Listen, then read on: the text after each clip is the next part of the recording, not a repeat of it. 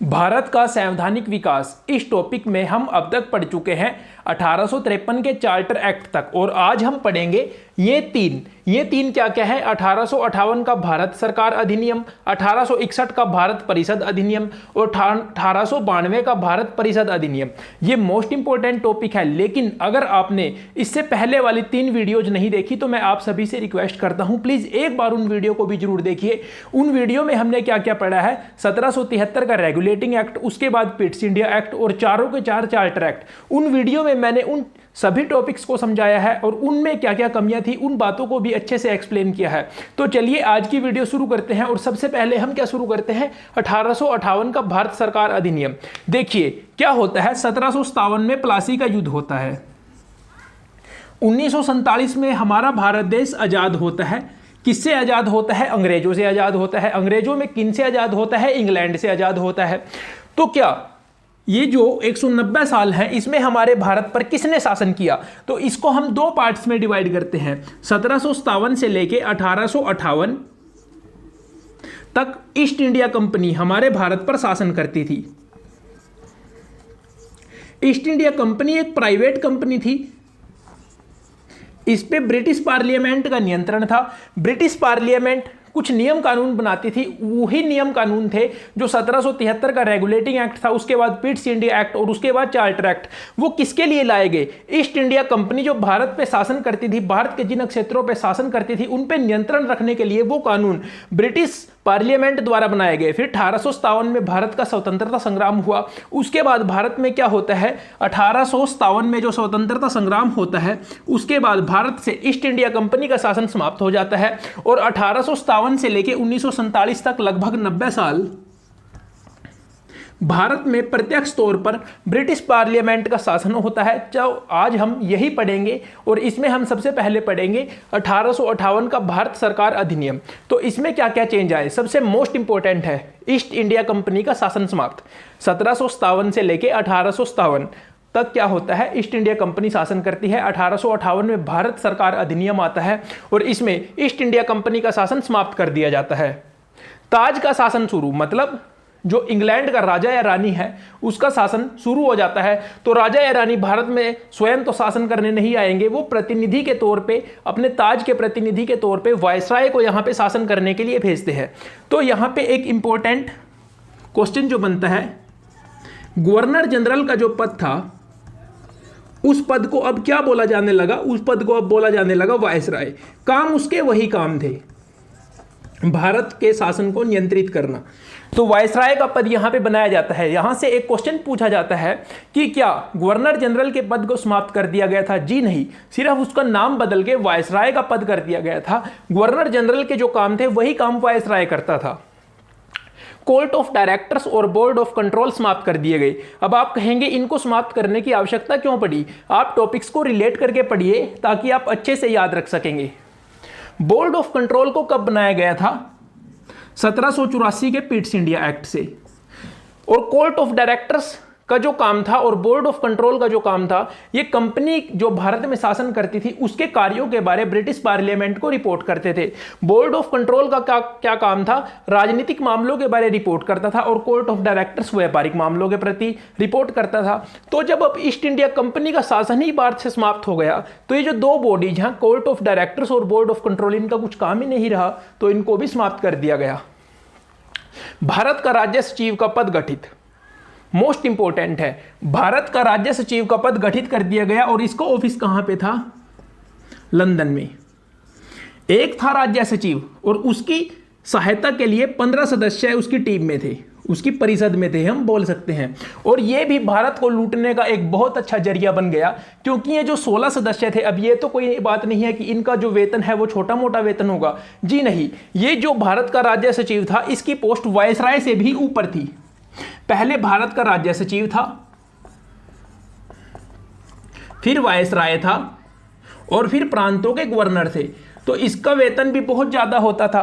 तो इसका जो वेतन था और इसकी जो परिषद में 15 सदस्य थे, या इसका जो कार्यालय था, इसका जो दफ्तर था, उन सभी के सभी का खर्चा भारत से ही लिया जाता था, या डायरेक्ट तौर पे बोले भारत के लोगों को लूटा जाता था।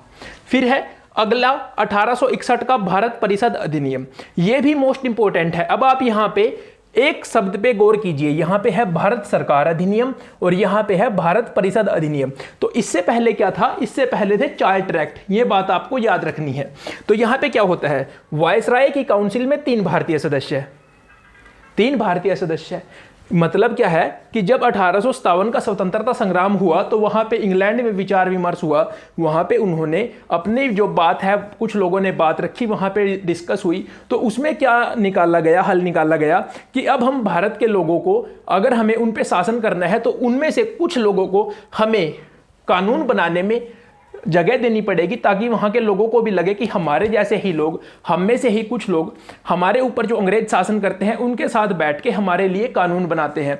और किन लोगों को जगह दी गई, क्या किसी मेरे और आप जैसे लोग, साधारण लोगों को जगह दी गई? जी नहीं। देखिए वो 3 लोग कौन कौन थे, इंपॉर्टेंट है, मैं यहां पे लिख देता हूं। Sir Dinkar Rao, Maharaja of Patiala. देखिए कितने आम लोग थे जिनको जगह दी गई, मतलब आप समझ गए होंगे कितने आम लोग थे ये। महाराजा ऑफ बनारस, मतलब ऐसे ही लोगों को जगह दी गई जिनके अंग्रेजों के साथ संबंध अच्छे थे। सिर्फ यहां पे ये क्या किया गया, लोगों को दिखाने के लिए जगह दी गई कि आप में से ही कुछ लोग हमारे साथ बैठ के आपके लिए कानून बनाते हैं, डिस्कस करते हैं। ये सिर्फ भारतीयों को लुभाने के लिए किया गया था।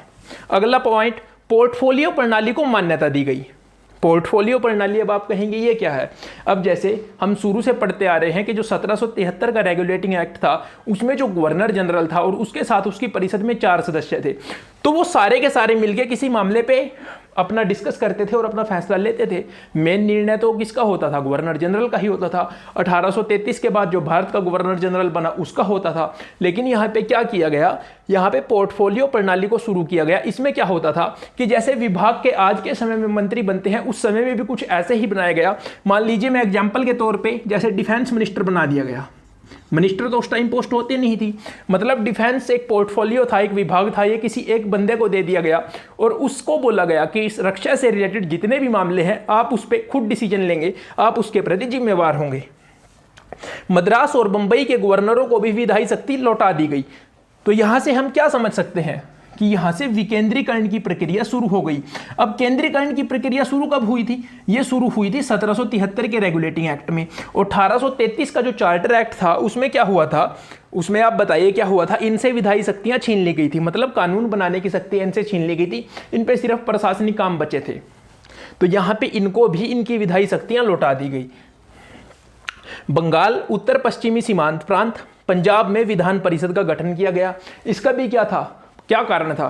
ताकि लोगों को लगे कि हम में से ही कुछ लोग चुन के आ रहे हैं या नियुक्त किए जा रहे हैं, मनोनीत किए जा रहे हैं और हमारे जैसे ही कुछ लोग हमारे ऊपर बैठ के शासन कर रहे हैं। वायसराय को अध्यादेश की शक्ति, आज के समय में भी अध्यादेश की शक्ति होती है, तो उस समय वायसराय को अपनी जो काउंसिल है, जो परिषद है, उससे विचार विमर्श किए बिना भी फैसला लेने की शक्ति दे दी गई। और जो ऐसे अध्यादेश होते थे उनकी जो वैलिडिटी होती थी वो होती थी 6 मंथ्स, 6 माह। उसके बाद जो अध्यादेश होता था उसका टाइम पीरियड समाप्त हो जाता था। वायसराय की कार्यकारिणी में 6 से 12 सदस्य। तो ये मोस्ट इंपॉर्टेंट पॉइंट है कि जो वायसराय है उसको अधिकार दिया गया ताकि लोगों को जगह दी जा सके। उसको बोला गया कि आप अपनी कार्यकारिणी में कुछ सदस्यों को नियुक्त कीजिए। 6 से 12 सदस्य तक वो नियुक्त कर सकता था, मतलब कम से कम 6 सदस्य, अधिक से अधिक 12 सदस्य। इन्हीं के तहत 3 भारतीय सदस्यों को गैर सरकारी सदस्यों के तौर पे वायसराय की कार्यकारिणी में जगह दे दी गई। उनका कोई ज्यादा इंपॉर्टेंट काम नहीं होता था क्योंकि वो गैर सरकारी सदस्य थे। फैसले तो सारे के सारे वायसराय ही लेता था और वायसराय से भी ऊपर एक पद बना दिया गया था, वो था भारत का राज्य सचिव। तो यहां तक अगर आपको समझ आ गया हो तो प्लीज कमेंट में बताइए यहां तक आपको वीडियो कैसी लगी। अब हम चलते हैं 1892 का भारत परिषद अधिनियम। इसमें क्या क्या हुआ? इसमें सबसे पहले तो जो वायसराय की कार्यकारिणी थी उसका साइज बढ़ा दिया गया। पहले थे 6 से 12 सदस्य, अब कर दिए गए 10 से 16 सदस्य।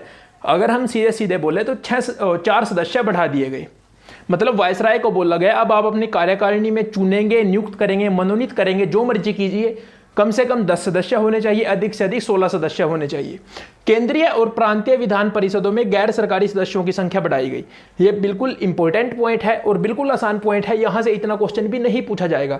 यहां से क्या क्वेश्चन पूछा जा सकता है, किस अधिनियम से निर्वाचन पद्धति का भारत में प्रारंभ होता है? तो यह होता है 1892 के भारत परिषद अधिनियम से। तो निर्वाचन मतलब इंग्लिश में बोलेंगे हम इलेक्शंस। तो क्या आज के समय में जैसे आप और हम लोग वोट डालते हैं इसी हिसाब से इलेक्शन होते थे? जी नहीं, उसमें कुछ लोगों को नियुक्त किया जाता था, लेकिन उनमें से कुछ छोटे तौर पे कुछ लोग चुने भी जाते थे। बहुत कम लोग ही थे जो अपने में से कुछ लोगों को चुनते थे, वो ऊपर लोगों को चुनते थे। लेकिन हम यहाँ पे बोल सकते हैं निर्वाचन पद्धति का प्रारंभ कर दिया गया। विधान परिषद में भारतीय सदस्यों को बजट पर बहस करने का अधिकार दे दिया गया, प्रश्न पूछने का अधिकार दे दिया गया, लेकिन मतदान का अधिकार नहीं दिया गया। तो भाई इसका फायदा ही क्या हुआ? अब मान लीजिए बजट प्रस्तुत किया जा रहा है, तो बजट जब प्रस्तुत किया जा रहा है तो अगर कोई भारत का सदस्य है, अब उसको तो जाहिर सी बात है अपने भारत के लोगों की जो है, भारत के लोगों के प्रति कुछ ना कुछ तो प्रेम होगा। अब उसको अगर बजट में लगा कि रक्षा पे, सेना पे आप इतना खर्चा क्यों कर रहे हैं, तो वो अगर बोलेगा कि सेना के लिए मान लीजिए बिल्कुल सिंपल से तौर पे 50 करोड़ का खर्चा हुआ, तो उसने कहा सेना पे 50 करोड़ खर्च करने की क्या आवश्यकता है। उसने प्रश्न कर लिया, बहस भी कर ली कि 50 करोड़ की बजाय आप 40 करोड़ कीजिए, 30 करोड़ कीजिए। भाई बहस और प्रश्न करने का फायदा ही क्या जब आप मतदान ही नहीं कर सकते, क्योंकि प्रस्ताव तो पास हो ही जाएगा। 50 करोड़ वो लोग निकाल ही लेंगे। जब आपको मतदान करने का मतलब इसको नकारने का कोई ऑप्शन ही नहीं है, तो इसका फायदा क्या हुआ। तो यहां तक हमने क्या पढ़ा, 1858 का भारत सरकार अधिनियम, भारत परिषद अधिनियम 1861 वाला और 1892 वाला। तो अगर आपको आज की वीडियो अच्छी लगी हो, आप सभी से रिक्वेस्ट है वीडियो को लाइक कीजिए। अगर वीडियो अच्छी नहीं लगी तो चाहे डिसलाइक कर दीजिए, लेकिन अगर अच्छी लगी हो तो लाइक कीजिए। कमेंट में बताइए आपको आज की वीडियो में क्या क्या समझ आया, और अगर आपने अभी तक चैनल सब्सक्राइब नहीं किया तो चैनल को सब्सक्राइब जरूर कर लीजिए। थैंक यू, मिलते हैं अगली वीडियो में।